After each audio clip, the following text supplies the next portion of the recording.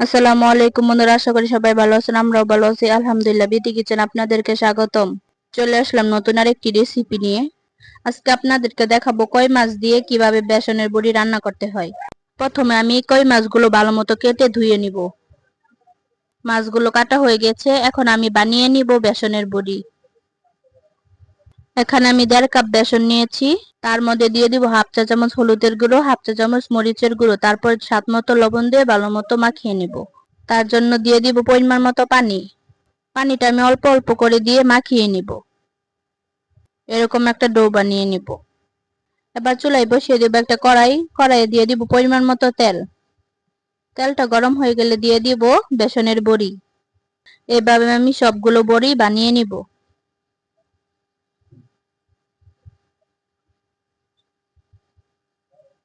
বড়িগুলো আমি কড়া করে ভাজবো না, হালকা করে ভেজে নেব।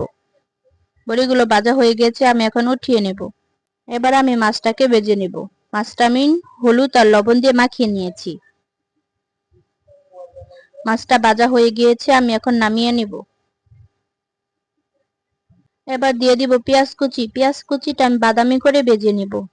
তারপর দিয়ে দিব 1 চা চামচ আদা বাটা, রসুন বাটা, জিরা বাটা দিয়ে মশলাটাকে ভেজে তারপর দিয়ে দিব সামান্য একটু পানি।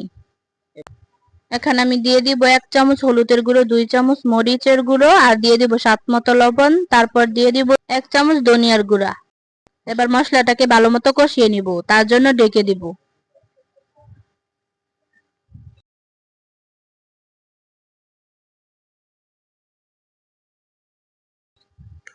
মশলাটা কষানো হয়ে গিয়েছে, এর মাঝে দিয়ে দিব আমি ভেজে রাখা বড়ি।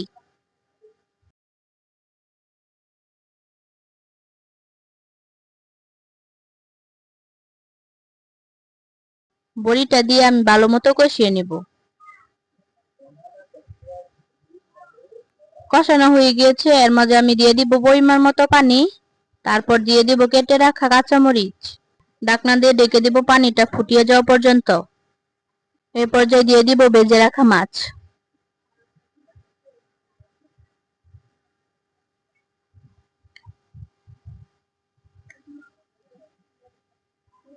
এবার ঢাকনা দিয়ে ঢেকে দিব। আমার রান্নাটা হয়ে গিয়েছে প্রায়। এই পর্যায়ে দিয়ে দিব ধনিয়া পাতা কুচি। বড়িগুলি পানিতে ফুটার পর একদম নরম হয়ে গিয়েছে।